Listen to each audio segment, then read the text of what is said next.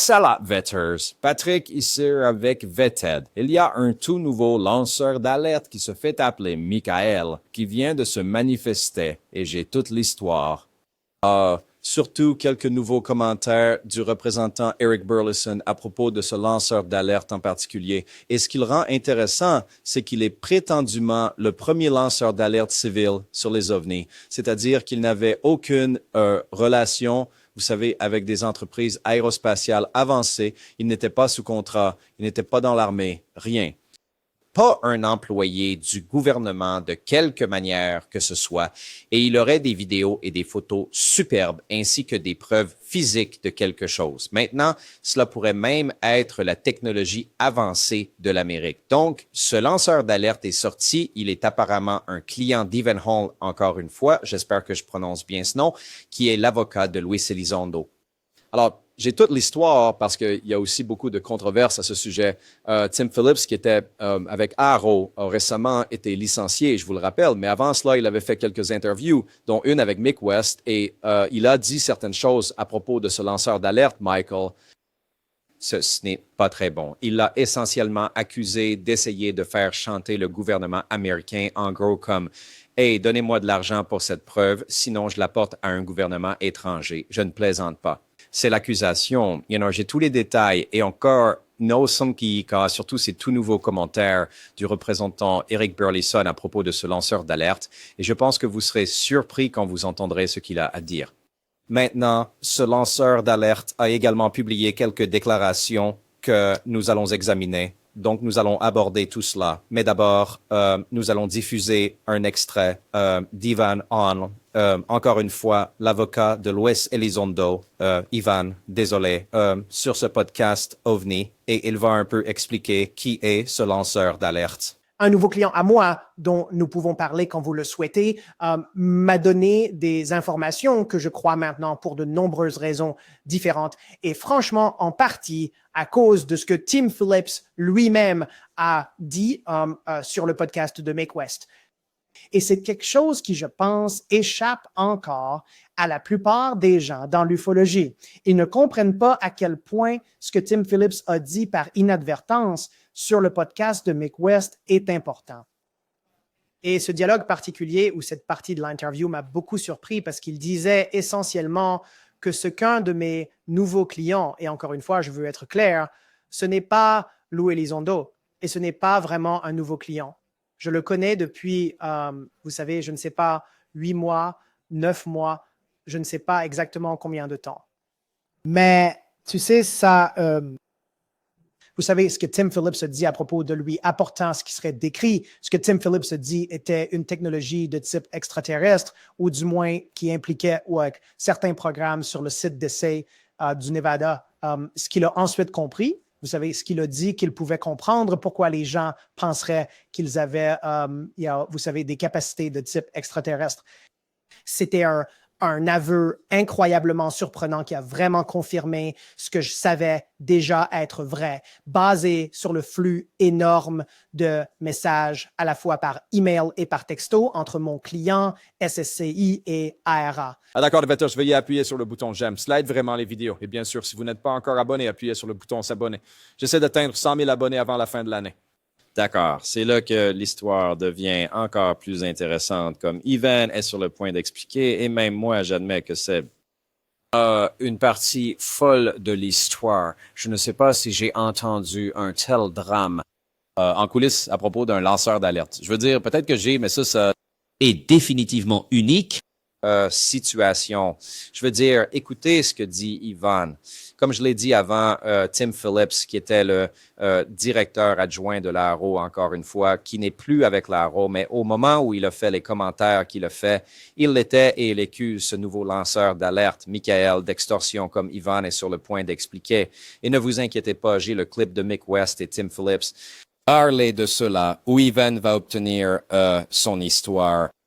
Mais nous y reviendrons après cet extrait, encore une fois, d'Evan Hall, l'avocat de Luis Elizondo, parlant de ce nouveau lanceur d'alerte OVNI, Michael, dans ce podcast sur les OVNI.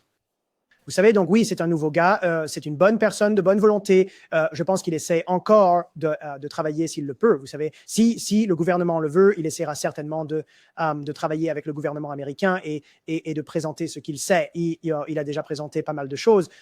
Encore une fois, je ne peux pas qualifier, vous savez, sa technologie ou l'information. J'ai vu très franchement peu de choses à part les communications et ça, vous savez, entre lui et son groupe et le Sénat et ARO.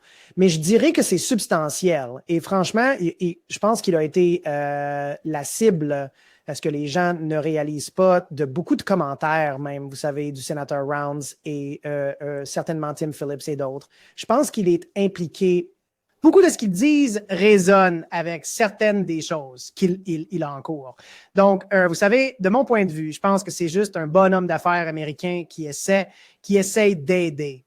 Et vous savez, et cela vous montre si Aaron l'a traité de cette façon. Lui qui essayait juste de dire, regardez, je pense avoir fait des découvertes. Je ne sais pas ce que c'est, mais vous savez, j'ai découvert certaines choses qui, vous savez, ont beaucoup de données derrière elles. Je ne peux qu'imaginer ce qu'ils ont fait aux personnes qui n'ont pas, vous savez, de moyens et qui sont des employés du gouvernement et qui sont juste, vous savez, sans représentation et se sentant simplement vulnérables. Vous savez, c'est juste horrible, vous savez. Alors, Tim Phillips, vous savez, je ne sais pas pourquoi il a lancé une campagne de podcast, mais c'est certainement ce flux de podcasts qui semble s'être arrêté ou avoir été arrêté. Et vous savez, il faisait un excellent travail en racontant beaucoup de choses et ils lui ont mis une muselière, je suppose. Des délais sur le moment où votre client va se manifester publiquement? J'espère dans les prochaines semaines. Je ne peux pas donner de délai exact, mais j'espère dans les prochaines semaines. Vous savez, on ne peut jamais dire. Peut-être que si le gouvernement vient et travaille avec lui, alors nous n'entendrons plus jamais parler de lui. Je ne sais pas. Mais je pense qu'il, vous savez, ce n'est pas un gars des ovnis. Ce n'est pas un gars des IHN. Ce n'est pas qu'il n'est pas ouvert à ça, mais c'est juste un homme d'affaires qui a un fond scientifique ainsi qu'un fond familial. Et il est juste tombé sur des choses très inhabituelles et a une histoire incroyable à raconter. Je pense qu'il y a beaucoup de... on pourrait le décrire comme des preuves qui suggèrent qu'il y a beaucoup de vérité là-dedans. Et j'aimerais remercier Tim Phillips pour avoir aidé à corroborer certaines choses involontairement. Donc, je remercie toujours. Merci, Tim. Bon travail. D'accord, passons directement au vif du sujet, d'accord. Montrons le clip de Mick West et Tim Phillips parlant de l'origine de tout cela, un peu le tapage. Et vous savez, encore une fois, et c'est intéressant parce que je me souviens avoir entendu cette interview la première fois et je n'ai pas vraiment pensé à cette partie en particulier à l'époque parce qu'ils n'ont pas dit qui c'était, mais c'est une histoire un peu folle. J'étais frustré par certaines des affirmations faites par des témoins aux membres du Congrès. Je sais que des personnes nous ont été référées et un individu en particulier. Nous pensions qu'il nous extorquait. Vous savez, nous allions le payer pour ses connaissances ou ses matériaux, où il allait les emmener dans un pays étranger. Cela nous a semblé être du chantage et nous l'avons signalé à nos homologues du FBI. Et d'ailleurs, nous avions en fait, à divers moments, des agents ou analystes du FBI qui faisaient partie du personnel de l'ARO. Donc, nous avons travaillé très, très étroitement avec le FBI. Oui, Donc, c'était un matériau physique qu'il avait que C'était. Je suis en fait retourné vers les membres du personnel de ce membre en disant qu'il devrait, vous savez, il devrait protéger le membre de cet individu. Ce n'était pas juste pour lui de lui donner une audience. Vous savez, je ne suis pas un professionnel de la santé, mais d'après ce que j'ai entendu, selon le bon sens, je ne voudrais pas qu'il soit près de ma famille. Comment a-t-il même pu se retrouver en position de vous aborder avec ce genre de choses? Eh bien, cela nous a été référé par des membres de ce membre du personnel. Cela nous est venu. D'accord. Très bien. On nous a demandé de l'interviewer et nous l'avons fait.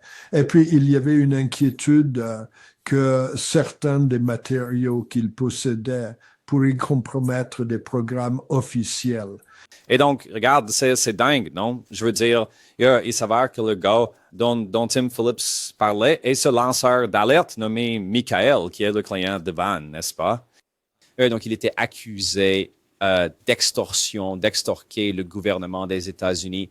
Maintenant, cette histoire devient encore plus folle parce que Michael s'est manifesté après tout cela et un peu comme « Hey, qu'est-ce qui se passe? » Vous savez, il veut défendre son nom, ce qui est tout à fait normal, non? Donc, et il veut défendre son nom, et à juste titre.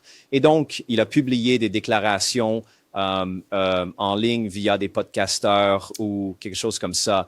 Il explique essentiellement l'incident, n'est-ce pas, qu'il a d'abord vu, n'est-ce pas, qui inclut des photos, des vidéos, des preuves matérielles.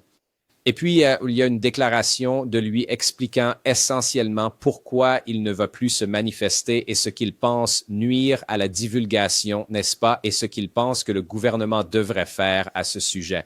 Et je dois dire qu'il soulève de très bons points. Donc, nous allons passer en revue ces déclarations. Mais d'abord, je veux que vous entendiez Eric Burleson parce que c'est un tout nouveau clip pour l'histoire, car Eric Burleson a parlé avec ce monsieur. Écoutons ce qu'Eric Burleson avait à dire sur ce lanceur d'alerte OVNI nommé Michael. Donc, j'ai eu deux grandes choses qui me sont tombées dessus. Lundi dernier, l'une d'elles te concernant directement, et c'était le lanceur d'alerte civile qui apparemment a était dans des SF et il est connu anonymement sous le nom de Michael, mais a eu une rencontre de près qui a filmé en vidéo 4K je pense, à Wichita, Kansas, il y a environ 20 ans. Et apparemment, il était, en parlant avec vous, mon pote Paul et moi, travaillions avec Ivan Nadal pour publier sa déclaration sur pourquoi il ne veut plus se manifester. Donc, je me demandais si vous pouviez commenter cela.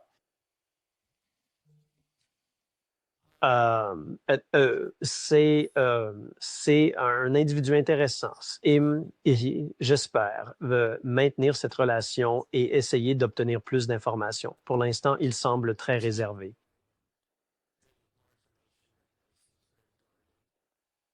En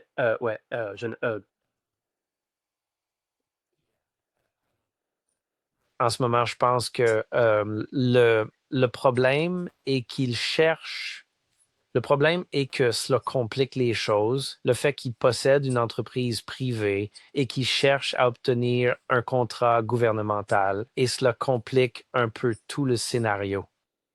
Donc, le fait qu'il ne soit pas un entrepreneur existant qui apporte ensuite des informations, ça donne l'impression qu'il essaye d'utiliser cela pour obtenir des contrats. Mais au final, je pense je ne suis pas sceptique à cet égard. Je vous dis juste ce avec quoi je dois composer. Je pense qu'il est un patriote. Je pense qu'il est quelqu'un qui veut protéger les intérêts des États-Unis. Il a pu obtenir ces vidéos et photos. Je n'ai vu qu'une photo, une vidéo. Et je dirais que chaque fois que j'ai parlé de ces photos et que je les ai montrées à des personnes qui étaient au courant de hautement classifiés avions militaires américains, la réaction était stupéfiante. Les gens sont choqués qu'une personne qui est un amateur ou qui n'est pas exactement un entrepreneur établi ait pu rassembler ces photos et vidéos. Donc, j'essaie encore de comprendre quelle est l'origine et de voir comment je peux travailler avec lui et l'aider. Et donc, j'essaie d'être aussi transparent que possible sans révéler qui il est et sans trop en dévoiler sur ce qu'il a. Donc, Comme vous pouvez le voir, Eric Burleson ne soupçonne pas vraiment qu'il essayait de faire chanter les États-Unis, n'est-ce pas? Il était juste quelqu'un qui voulait un contrat avec le gouvernement. Maintenant, ce qu'Eric dit, c'est qu'il y a un petit conflit d'intérêts, là, n'est-ce pas? Essayez d'obtenir un contrat et vous venez avec des preuves en même temps. Peut-être que ce n'est pas le meilleur moment pour en parler, n'est-ce pas? Essentiellement. Mais on dirait qu'Eric ne pense pas que ce type fait quelque chose d'illégal ou de fou ou quoi que ce soit et veut voir ce qu'il a montré. En fait, ce qu'il a montré a laissé les gens bouche bée, n'est-ce pas? C'est un peu fou. Mais à mesure que l'histoire continue, encore une fois, ces gens pensent que tout cela est une technologie créée par l'homme, y compris Michael, pour autant que je sache, n'est-ce pas? Et tout le monde à qui il l'a montré. Mais là, ils étaient tellement inquiets que, hey, merde, tu as capturé quelque chose sur lequel l'Amérique travaille réellement. On doit te faire taire, n'est-ce pas? Et donc, Michael va expliquer qu'il a en fait été blanchi par le FBI. Il a en fait été blanchi par de nombreux organismes d'enquête et de nombreuses enquêtes de tout acte répréhensible et a continué à témoigner dans des salles sécurisées et à huis clos et même à donner des consultations sur les incidents de drones dans le New Jersey qui ont eu lieu. Je veux dire, il travaille là-dessus depuis 2 ans. Alors passons à ces déclarations de Michael.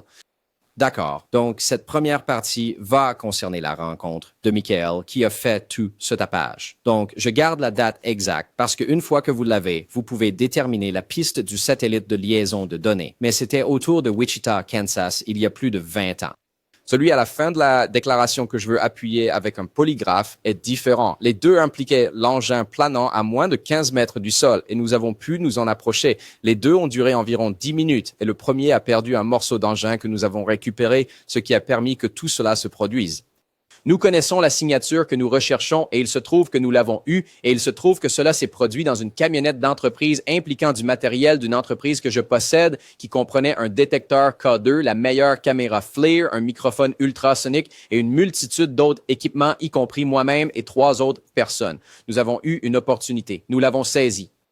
Longueur de 12 mètres, taille d'un avion de chasse, gris foncé qui absorbait la lumière. Ça ressemble au son d'une couronne ou d'un arc électrique, probablement un échantillon sur YouTube, donc le son est amplifié. À l'extérieur de Wichita, Kansas, champ, 3 heures du matin. Sur le chemin du retour d'un long voyage d'affaires, en juillet, calme et paisible, on pouvait entendre les grillons. SSI 1, passé 2 ans avec, beaucoup de réunions SIF. Ils ne veulent pas ce que l'armée fait pour preuve, matériel physique et coordonnées GPS avec date et heure, liens de données, photos et vidéos avec métadonnées, radar de suivi, etc. J'ai trouvé beaucoup de choses qui défient la physique, mais pas NHI. Donc, je ne partage pas publiquement ce qui est la technologie américaine. Cependant, comme Ivan l'a vu et nous pourrions faire une capture d'écran, il y a un enregistrement de 2 ans de cela. Pas seulement un CIF, plusieurs, y compris des réunions dans des lieux secrets, des centaines de pages d'emails et de textos échangés. C'est l'histoire et pourquoi Tim Phillips a dit ce qu'il a dit. Eh bien, c'est une perspective intéressante, vous savez. Nous avons été chargés de le résoudre pour SSCI. C'est de là que proviennent les matériaux physiques auxquels Tim Phillips fait référence, mais ils n'ont pas respecté leur part de l'accord. Mon problème avec le mot individu dans UAPDA et NDAA, c'est qu'ils essaient d'obtenir ce que j'ai. C'est la clé. S'ils me le prennent, c'est fini. Et c'est ce que je fais maintenant. J'essaie de le sortir. Mais ce n'est pas facile de lutter contre le gouvernement et d'être en sécurité en même temps. Comme AARO et SSCI le savent, j'ai reçu une menace de mort de la part de nombreux, y compris la Chine, accompagnée d'une vidéo du président Xi Jinping prise par la personne à côté de lui avec un smartphone pour me suivre par téléphone et m'effacer de la surface de la Terre si je ne travaillais pas avec eux. OSI l'a vérifié, ce n'est pas l'histoire habituelle d'extraterrestres. C'est une affaire de vie ou de mort. J'essaie. Alors maintenant, passons à une déclaration sur les raisons pour lesquelles il évite l'engagement public. Contexte et position unique. Un petit nombre de personnes dans le domaine des PAN peuvent me connaître, mais la plupart ne me connaissent pas. Mon père et moi étions, à ma connaissance, les premiers et seuls individus non militaires, non contractuels à informer les sénateurs et le personnel à l'intérieur du comité sénatorial spécial sur le renseignement et du SCIF de l'AARO. Le personnel du SSCI ne se souvenait d'aucune occasion antérieure où quelqu'un sans habilitation de sécurité avait été admis dans le SCIF 219 pour donner un tel briefing. Au cours de 2 ans, nous avons participé à plusieurs réunions dans le SCIF, y compris une session d'urgence liée au Langley F. Choppersor Eurosats. incursion de drones sur la base de l'armée de l'air. Nous avons été invités parce que nous avions ce qu'ils appelaient les preuves, des photos et vidéos de triangles noirs, du matériel physique et de la technologie. Nous sommes entrés en tant qu'entreprise cherchant un accord pour notre portefeuille. Comme l'a déclaré Tim Phillips, le président du SSCI a même envisagé de l'envoyer à la zone 51 à la recherche de technologies comparables. Nous avons localisé une technologie avec des caractéristiques soi-disant défiant la physique, bien que nous n'ayons jamais trouvé d'aliens ou d'intelligence non humaine. La raison pour laquelle le Sénat se concentre sur les drones plutôt que sur les aliens, contrairement à la Chambre, est en grande partie due aux informations que nous avons fournies, y compris des liens de données. Numéro 2, engagement initial du gouvernement. Cela a commencé lorsque nous avons tenté de vendre directement aux branches militaires, entre autres. Nous les avons informés que nous avions vaincu la furtivité, y compris les contre-mesures de brouillage et de leurre, rendant obsolètes des actifs financés par les contribuables d'une valeur de milliers de milliards de dollars. Cela a attiré leur attention, surtout lorsque nous avons fourni des preuves. Nous avons été enquêtés par l'AFOSI, le NCIS et l'IG de l'activité de renseignement naval, le Cyber Command et d'autres. Nous avons pleinement coopéré, y compris lors d'entretiens et de tests polygraphiques. En raison de chevauchements juridictionnels, j'ai fini par rencontrer des agents du FBI de haut niveau et des représentants du DOJ. Le FBI m'a accusé de faire chanter le gouvernement américain. Le DOJ, cependant, m'a disculpé, affirmant mon droit de vendre une technologie obtenue légalement. Le DoD a également déclaré que la technologie UAP Tic-Tac ne leur appartenait pas. C'est intéressant, n'est-ce pas, Ross Coulthard? Je ne sais pas. Numéro 3, implication et retombées du SSCI. Le mauvais traitement des agences gouvernementales m'a poussé à me plaindre au SSCI. En entendant UAP et voyant que j'avais été blanchi par les enquêtes, ils m'ont invité à les informer dans le SCF, m'assurant que cela, je cite, enlèverait la pression et me protégerait de la loi sur le secret des inventions. On m'a dit que cela se terminerait par un accord. Cela s'est avéré faux. Selon Tim Phillips, le personnel du SSCI a commencé à chercher des moyens de me retirer après avoir obtenu les informations qu'il voulait. Les protections de lanceurs d'alerte qui m'avaient été promises ont été révoquées, permettant des accusations d'extorsion qui étaient infondées. Phillips a révélé publiquement que je possédais des matériaux physiques malgré sa connaissance de menaces crédibles d'acteurs étrangers, y compris une menace de mort de la Chine vérifiée par l'OSI. Cela m'a exposé ainsi que ma famille à un danger sérieux. Je n'ai reçu aucune excuse ni rétractation de la part du SSCI ou de l'ARO et je conseille aux autres de ne pas les approcher.